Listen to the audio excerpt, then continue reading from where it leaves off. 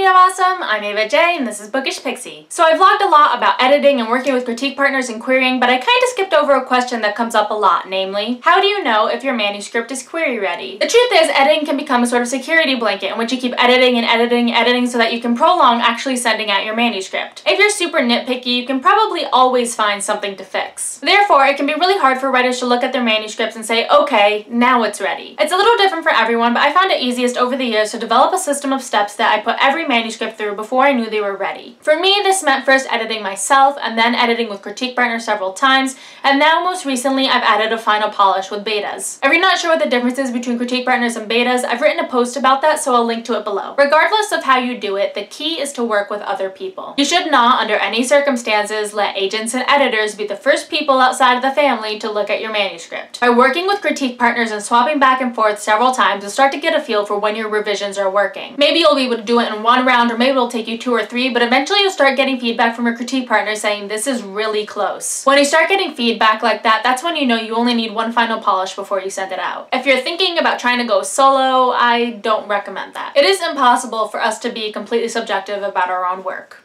Period. But by working with other readers and critique partners and trading back and forth, you'll start to get feedback that'll give you a good idea as to when your manuscript is ready to send out. And when you reach that point, it can be scary, but that's when you know you need to just send it out and not look at it again. At least until you get good news. So that's all I got for today. If you liked what you saw, don't forget to subscribe and comment, and I'll see you guys next week.